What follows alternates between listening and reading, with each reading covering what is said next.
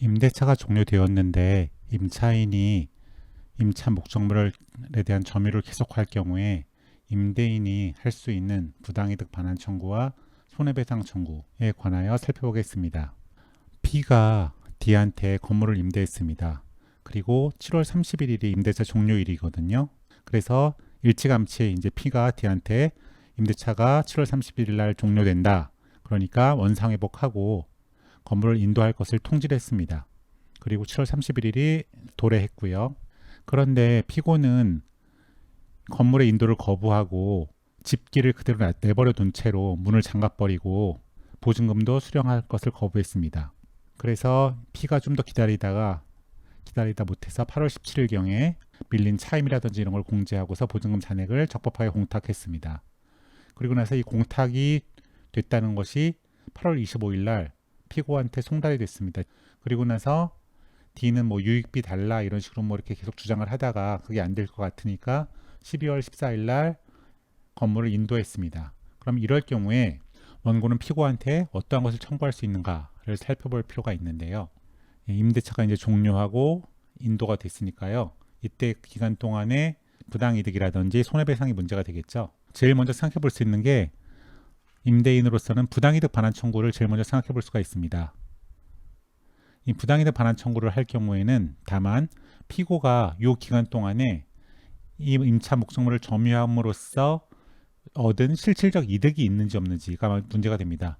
만약 실질적 이득이 있다고 한다면은 부당이득이 성립하는 거고요. 실질적 이득이 없다고 한다면은 부당이득이 성립하지 않습니다. 그리고 부당이득 반환 청구에 있어서는 D가 뭐 유치권을 갖고 있는지 없는지, D가 동시에 항변권을 갖고 있는지 없는지는 이 청구에 장애가 되지 않습니다. 그러니까 이건 고려할 필요가 없다는 거죠. 그런데 이 사건에서 피고는 이때 영업을 종료하고 그냥 집기들을 그대로 내버려 둔 채로 그냥 열쇠를 잠그고 그냥 버티고 있었습니다. 그러면은 영업을 하지 않았기 때문에 비록 점유를 하고 있었지만 실질적 이득이 없게 되죠. 그렇기 때문에 사용 수익 없이 문만 잠가두었기 때문에 실질적 이득이 없습니다. 이 사건에서는. 그래서 원고는 부당이득 반환 청구를 해도 패소하게 될 겁니다. 두 번째로 이제 생각해 볼 수 있는 게 불법 행위로 인한 손해배상 청구입니다. D가 임대차가 종료되었음에도 불구하고 계속 점유하고 있었던 이걸 갖고서 손해배상 청구를 고려해 볼 수가 있는데요. 이때는 D가 이 기간 동안에 점유할 권한이 있었는지 없었는지, 이거를 임대차가 종료되었음에도 불구하고 계속 점유할 수 있는 인도를 거부할 권리가 있었는지 없었는지가 문제가 됩니다. 아까 부당이득 반환 청구에서는 실질적 이득이 문제가 됐었는데요. 불법 행위로 인한 손해배상 청구에서는 점유 권한이 있는지 없는지가 문제가 됩니다. 그런데 판례가 인정하고 있는 아주 대표적인 점유 권한이 있는 경우가 이제 두 가지가 있는데요. 첫 번째는 유익비 상환 청구권에 기한 유치권이 있으면은 점유할 권한이 있기 때문에 이거는 불법 점유가 되지 않습니다. 그리고 두 번째로 동시행 항변권이 있으면은 역시 마찬가지로 점유 권한이 있는 거기 때문에 불법 행위가 되지 않습니다. 이 사건에서 보자면은 P가 보증금 잔액을 공탁할 때까지는 D는 동시행 항변을 할 수가 있습니다. 왜냐하면 임대차가 종료되었을 때 임차인의 건물 인도와 임대인의 보증금 반환 의무는 동시행 관계에 있기 때문에 이 기간부터 보증금 잔액을 공탁할 때까지는 동시행 항변이 가능하죠. 그러면 이건 곧 점유 권한이 있다는 겁니다. 그렇기 때문에 이거는 불법 점유가 아니라는 게 됩니다. 근데 보증금 잔액을 이제 공탁하면 이로써 이제 동시행 항변을 할 수가 없게 되는 거죠. 그러면 이때부터 이때까지는 일단 점유 권한이 없는 점유가 됩니다. 일종의 불법 점유가 될 수 있습니다. 요 시점부터 이때까지는요. 그런데 불법 행위로 인한 손해배상 청구를 하려면은 고의, 과실, 위법성, 인과관계, 손해 발생 이런 것들이 다 있어야 되는데요. 이 보증금 잔액을 공탁한 때부터 공탁 통지서가 D한테 도달할 때까지 D는 동시행 항변이 불가능하게 된 거, 동시행 항변권을 상실하게 된 거에 대해서 알 수가 없는 거죠. 이 기간 동안에는 불법 행위로 인한 손해배상 청구를 하기 위한 요건 중에 하나인 고의나 과실이 인정되기가 어렵습니다. 대신 이제 공탁 통지서가 피고한테 도달했기 때문에 이때부터는 자기가 동시에 항변할 수 없다는 것을 인식하고 있었다고 볼 수 있겠죠. 그래서 이때부터는 불법 점유에 대한 인식, 즉 고의가 있거나 D는 유익비 상환 청구권에 기한 유치권이 있다고 착각을 했을 수는 있습니다. 그러니까 점유 권한이 있다고 착각했을 수는 있지만요.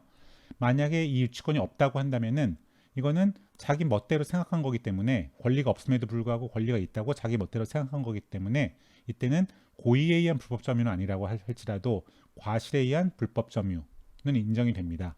그렇기 때문에 불법 행위가 성립하는 데는 지장이 없습니다. 결국 P가 불법 행위로 인한 손해배상 청구를 한다고 한다면 이게 일부 인정이 될 텐데요. 그 인정되는 기간은 공탁 통지서가 도달한 때부터 인도할 때까지, 이때까지가 실제 손해배상을 청구할 수 있는 구간에 해당됩니다. 여기는 동시행 항변권이 있기 때문에 불법 점유가 아니고요. 권한 있는 점유고요. 이 부분은 권한 없는 점유이긴 하지만 거기에 대해서 고의과실이 인정되기가 어렵기 때문에 이건 빠지고요. 그래서 결국 이 부분만이 실제 손해배상을 청구할 수 있는 구간이 되고요. P한테 과실이 있다고 한다면은 과실상계가 가능할 겁니다. 그 다음 마지막으로 생각해 볼 수 있는 게 P는 채무불이행으로 인한 손해배상 청구도 할 수가 있습니다. 그러니까 부당이득 반환 청구도 가능하고 불법행위에 의한 손해배상 청구도 가능하고 채무불이행에 의한 손해배상 청구도 가능합니다. 이때 채무불이행은 뭐냐면은 임대차가 종료됐기 때문에 D한테는 이제 인도할 의무가 생기는 거죠. 근데 이 인도 의무를 이행을 지체했기 때문에 바로 인도를 안 해주고 질질 끌었기 때문에 이제 인도 의무의 이행 지체를 이유로 해서 채무불이행을 원인으로 한 손해배상 청구가 가능할 수가 있는데요. 그리고 이때 이제 좋은 점은 채무불이행에 기한 손해배상 청구에서 좋은 점은 불법 행위로 인한 손해배상 청구에서는 요 동시행 항변권이 인정될 수 있는 요 구간에서는 권한 있는 점유가 되기 때문에 불법 점유가 아니기 때문에 손해배상 청구가 불가능했습니다.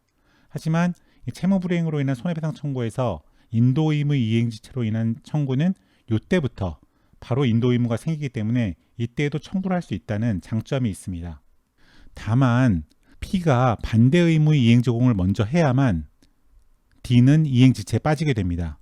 서로 이제 쌍방 의무가 있는 거기 때문에 D를 이행지체에 빠지게 하려면은 P가 반대 의무, 보증금 반환 의무죠.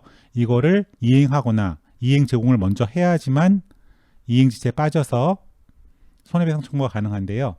만약 이거를 안 했다고 한다면은 그때에는 이것보다는 불법 행위로 인한 손해배상 청구를 하는 게 더 유리할 겁니다. 왜냐하면은 이 채무불이행으로 인한 손해배상 청구에 있어서는 인도 의무 이행지체로 인한 손해를 따로 주장하고 입증해야 되는 문제가 있고요. 이 불법 행위에 의한 손해배상 청구는 종전에 임료가 있다고 한다면 그 임료가 그대로 손해로 인정될 수가 있기 때문에 청구하기가 굉장히 간단한데, 이거 같은 경우에는 이 인도 의무의 이행지체로 인한 손해가 뭔지에 대해서 또 주장 입증을 따로 해야 되고요. 이제 이 채무불이행으로 인한 손해배상 청구는 이 보증금을 전액 공탁한 때는 이제 반대 의무를 이행한 거가 되기 때문에 이때부터는 적어도 지체에 빠지게 되는데, 여기에 대해서도 D는 규책 사유가 없음을 항변할 수가 있습니다. 그래서 이 부분에서 D의 규책 사유가 인정되지 않는다고 한다면은 어차피 불법 행위와 마찬가지로 손해가 인정되는 구간은 이때부터 이때까지밖에 안 될 겁니다. 사실상 채무불이행이라는 손해배상 청구보다는 이 불법 행위로 인한 손해배상 청구가 더 청구하기가 더 쉽고 편리할 가능성이 높습니다. 그래서 그 임대차 종료 후 임차인이 점유를 계속하면서 인도를 거부할 경우에 임대인이 선택할 수 있는 것은 1번, 2번, 3번 부당이득 반환 청구, 불법 행위로 인한 손해배상 청구, 채무불이행으로 인한 손해배상 청구, 이 세 가지가 가능한데요. 그리고 이 불법 행위로 인한 손해배상 청구는 고의에 의한 불법 행위도 가능하지만 과실에 의한 불법 행위도 가능합니다.